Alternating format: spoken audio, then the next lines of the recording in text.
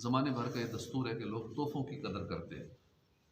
تحفہ چھوٹا ہو بڑا ہو سستا ہو جیسا بھی ہو، تحفے سے محبت بڑھتی ہے. تحادو تحابو، تحفہ دو محبت بڑھے گی.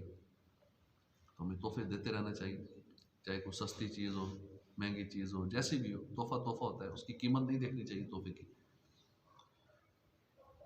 بالخصوص جب تحفہ کسی بڑی شخصیت سے ملے اس تحفے کو اور سنبھال کے رکھتے ہیں. خاص کر دنیا دار لوگ تو، کوئی دنیا دار بڑا کوئی وزیر اعظم اسے کوئی تحفہ دے دے نا، وہ خالی ایک کاغذ کا ٹکڑا ہی دے دے، کوئی شیلڈ ہی دے دے، اسی کو ڈرائنگ روم میں لگا کے رکھیں گے مجھے فلاں نے دیا. اور دینی بندہ کو دے دے تو دینی لوگ پھر اس کی بھی قدر کرتے ہیں کہ اللہ کے ولی نے دیا ہے، فلاں بزرگ نے دیا ہے، چاہے کاغذ کا ٹکڑا ہی کیوں نہ ہو، ایک چھوٹا سا رسالے کیوں نہ ہو، اس کی قدر کرتے ہیں. تو بڑی شخصیت سے تحفہ ملے اس کو پھر سنبھال کے رکھا جاتا ہے، اپنی قسمت پر ناز کیا جاتا ہے. اور اس کے برعکس جو لوگ تحفوں کی قدر نہیں کرتے یا تحفہ دینے والے کا شکریہ ادا نہیں کرتے تو ایسے لوگوں کو معاشرے میں اچھی نظر سے نہیں دیکھا جاتا. اب کون سا تحفہ جس طرف توجہ میں دلانا چاہتا ہوں، وہ تحفہ جو مخلوق نے نہیں دیا، خالق نے دیا. خالق کائنات اللہ کا دیا ہوا تحفہ، اور ملا کب؟ شب معراج کو ملا، مسلمانوں کو عطا ہوا. اور اس تحفے کو آقا دو جہان صلی اللہ علیہ وسلم نے اپنی آنکھوں کی ٹھنڈک قرار دیا. اب ہم غور کریں کہ ہم اس تحفہ معراج کی کتنی قدر کر رہے ہیں. افسوس آج کل نمازوں کی بالکل فکر نہیں.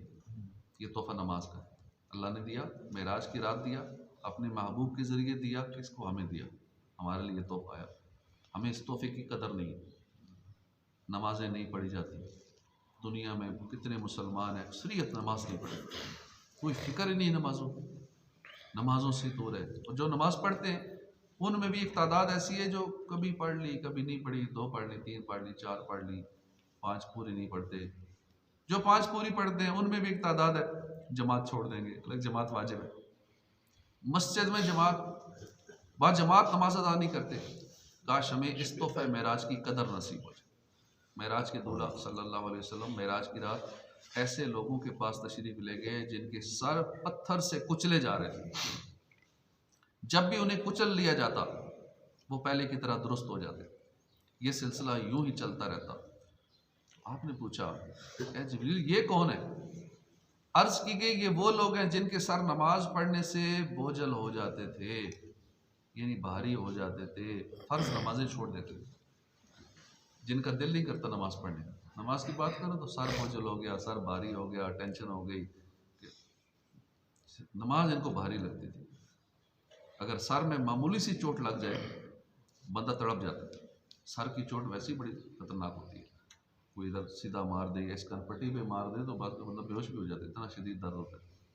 وہاں تو مسلسل یہ سزا ہوتی رہے گی، سر کچلے جا رہے ہوئے پتھروں سے، اور وہی مارنے والے کون؟ فرشتے، اتنی طاقت والے. نمازیں قضا کرنے کی صورت میں اگر اس کا نازک سر فرشتوں نے پتھر سے کچلنا شروع کر دیا کیا بنے گا؟ کاش سارے مسلمان پکے نمازی بن جائیں. بے نمازی جہنم کا حقدار ہے. بھائیو تم کبھی چھوڑنا مت نماز. قبر میں سانپ بچھو بھی لپٹ جاتے ہیں بے نمازی سے.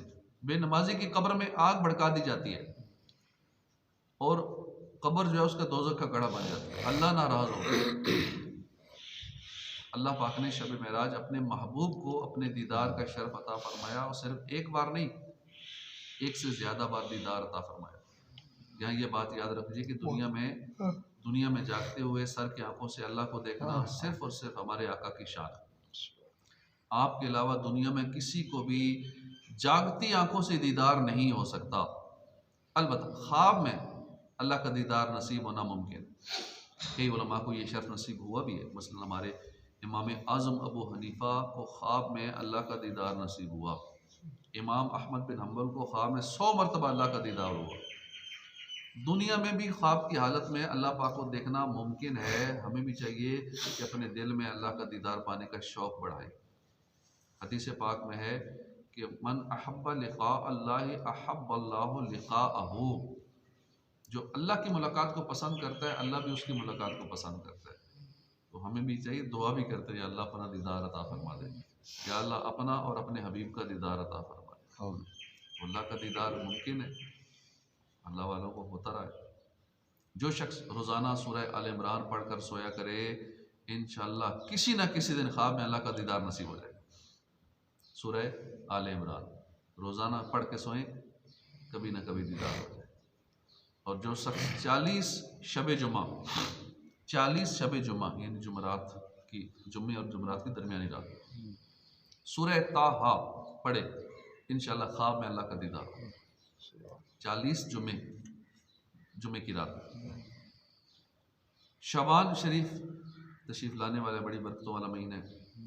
پیارے آقا نے اس کو شہری فرمایا، میرا مہینہ فرمایا. اس لیے شعبان کو آقا کا مہینہ بھی کہا جاتا ہے. شعبان کو ہم نے کیسے گزارنا ہے، شروع ہونے والا ہے. کیا کیا نیک اعمال کرنے چاہیے، اس کے فضائل کیا ہیں، اس کی برکتیں کیا ہیں. اس کے لیے امیر اہل سنت کا رسالہ ہے آقا کا مہینہ، اس کا مطالعہ کریں تاکہ ہمیں شعبان کو عبادت میں گزارنے کا طریقہ پتہ لگ جائے. اللہ پاک توفیق عطا فرمائے. آمین بجاہ النبی الامین صلی اللہ تعالی علیہ وآلہ وسلم.